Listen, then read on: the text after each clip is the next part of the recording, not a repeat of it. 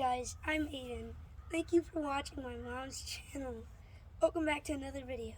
Keep on smashing that subscribe and like button. Here we go. Thanks, Aiden. That was great. Thanks for supporting me. That was my son, Aiden. He's in 5th grade. He loves to play soccer, so you guys probably will see me showing some of his soccer moves. He wants to be a soccer professional player. That's his dream. So he's doing all he can whenever he can to get some practices in. So yay, I'll be sharing his videos so you guys can encourage him and keep cheering him on. Who knows, he might be the next Messi. Anyways, one of my friends posted the other day on Facebook asking about things that you wish you knew before you left your country to move to a different country.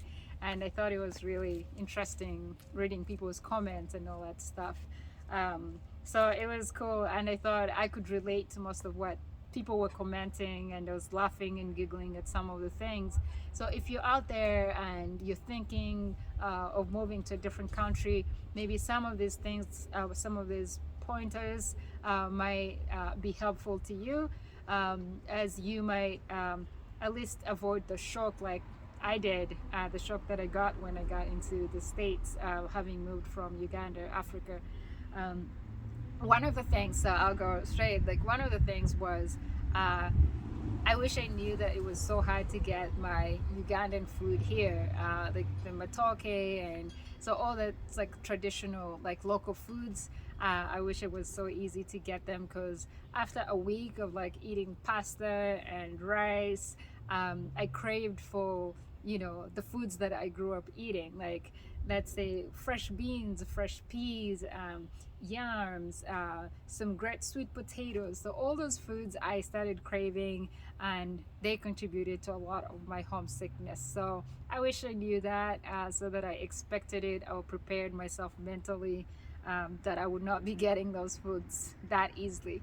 One of the other things that I wish I knew was that it's actually hard to get a job in that country, in the US, for example. When you just move to that country, unless you have connections already, like friends already know the system, and they can, you know, kind of connect you to their maybe current jobs and stuff like that. But otherwise it can be really hard if you just start from scratch, applying for jobs online by yourself without having any connections. Because one, your degree doesn't really mean so much here. So you find that most people who travel, who leave their countries and come to like these countries like the US, the UK, or any other European countries, you end up having to change your career. You end up having to go back to school. So don't move and expect like, okay, if I was an engineer back in, let's say, Africa, yes, I'm going to go straight into maybe 1 month or 2 months time, I'm going to jump back into my engineering career. It might not work that way. It might be different for you. Maybe it might, you know, work for you that way. But I know so many stories of people who have, you know, had to change their careers into like different things, different fields, by going back to school, getting some kind of training here and there, certificates here and there, to be able to get a job, to start, you know, earning a living. So one other thing that I wish I knew was that people here will be so busy. You know, people work, people. So don't expect, like I was used to a life of where, okay, like maybe every Friday or every Saturday, you know, go party with my friends, like go out, because I was still young. So like hanging out with friends and family was, you know, was one of my things that I looked forward for a weekend. So all those things changed because people here, even if you have friends, if you come already knowing some friends here, those friends, don't be surprised if they're busy. If they just tell you, I have to work. People do different shifts. Some work at night, so during the day that means they're sleeping. If you call them and they're like, hey, I can't talk now, or I can't hang out, I gotta be at work, or I'm busy, just respect that, because they are genuinely busy. So, you know, that took time to sink into my head, to actually be like, otherwise I was like, I think people are just avoiding me, you know. People have moved on, they don't want to talk to me, or they don't want to hang out with me. But no, it was people are busy because of different time schedules of like how they're working hours and stuff. What other thing that I wish I knew? I wish I wish I knew that. Yes, like after you've moved here, everything is exciting. Once you get the visa, you leave the country, you get onto the plane, land in a foreign country. It's exciting until like it starts to hit you like, um, okay, one, you start missing your friends back home, the childhood friends, the family. Most of us grow up. Grow up with in places where it's very very social. You get to know your neighbors. It's different here. It can be different. People like you. It might even take you a year without saying hello to your neighbor or seeing them. People just drive, they go to work, get back home, and they just get into their houses. And then maybe on the weekend, if the weather is nice, they might be outside, or maybe some even drive out to go for like bike rides or whatever.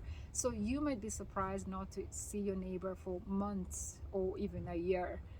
So I found that strange, but it really is like that's how people are. That's where these other countries can be. So it was shocking to me, but hey, then that expect that. So don't be shocked when you find that you move to a place and you barely know your neighbors for a long time, or they get home and barely even say hello to you. It might not be anything personal, but that's their culture, that's how they grew up, and those are the communities they grew up in. But you could also find some social ones. You move in and then they're all very welcoming.